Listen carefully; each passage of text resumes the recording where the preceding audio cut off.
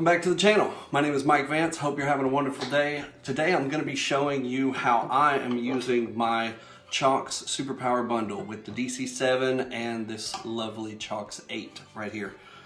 So you're going to see a time-lapse video. I'm going to be using the HX Stomp, the DSM Humboldt Silver Linings, this light keeper right here, which I'm a big fan of. It's just a tube drive. And the reason I've chosen the pedals that I've chosen, even though this is going to be a small board, and then this is a standard 9-volt, this is the Outlaw delay, analog delay from Thermion.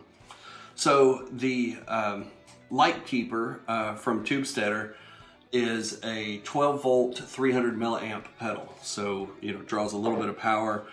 The Silver Linings is just a standard 9-volt.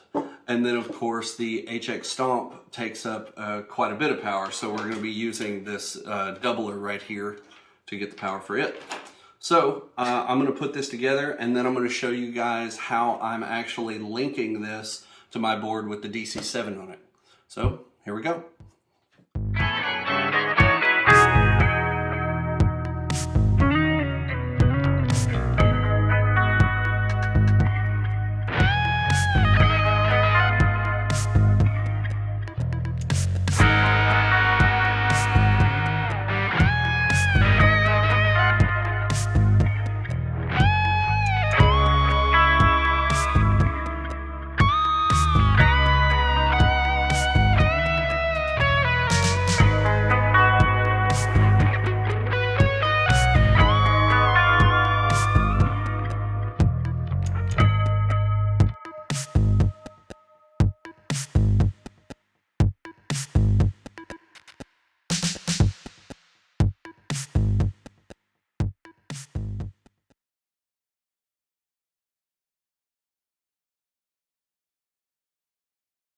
Okay, so let me first start by explaining the insanity that's going on here. This is my main pedal board. I apologize for the dirt. I actually use it. And as you can see, it's a bit ridiculous. So, to make it even more ridiculous, I had the guys at XTS build me this lovely junction box right here that actually has two, what I just call internal pedal board effects loops, which means that I can use these two loops. One is at the beginning of my overdrive section, one is at the end. I can use those two loops and I can inject any pedals into the middle of this chain that I want to. I have never built a board to actually do this with until today. So I've got lots of overdrives. Who doesn't need more overdrives? I've got analog delay here, and then obviously this HX Stomp will do all kinds of craziness, right? So what I have right here, so this is not at all, it can't be used as a standalone board. It has to be used in conjunction with this. I cannot use this by itself.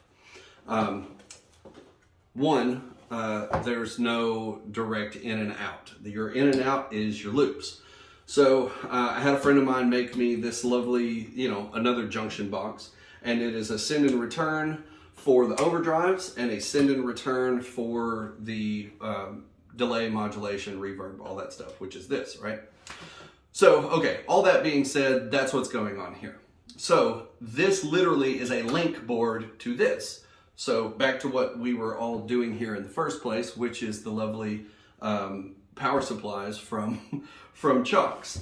So we shall flip this thing over here and just ignore the rat's nest there. This is your link, right? This is your link cable. So this is what's going to power between your DC7 and your Cioks 8 right here, right?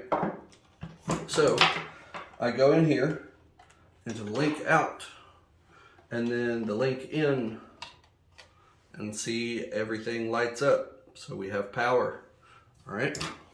So let me set this thing down here. And then here we are. Your line 6 is on. All of these work just fine.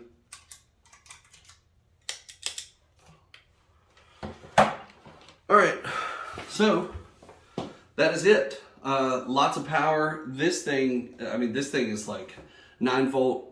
It says 3 amps, but I think it'll actually run on right around 2. This is 300 milliamp, 12 volt. I do have that set. Make sure if you're swapping around voltage or plugging in pedals, it doesn't change automatically. There's little switches on each output on your power supplies where you can change and adjust. It's 9 volt, 12 volt, 15, or 18. So just remember that. And then so both of these are 9 and then 12 and then back to 9, but a ridiculous amount of milliamps needed there. All right, so that is it. That's how these things work. This is a ridiculous amount of power needed to run all these things. And it's running at absolutely no problem at all. These things are built like tanks, the power supplies, I mean. So anyway, hope this was helpful, and you know, click subscribe if you guys are enjoying the videos. And I'm gonna play some. See you guys later.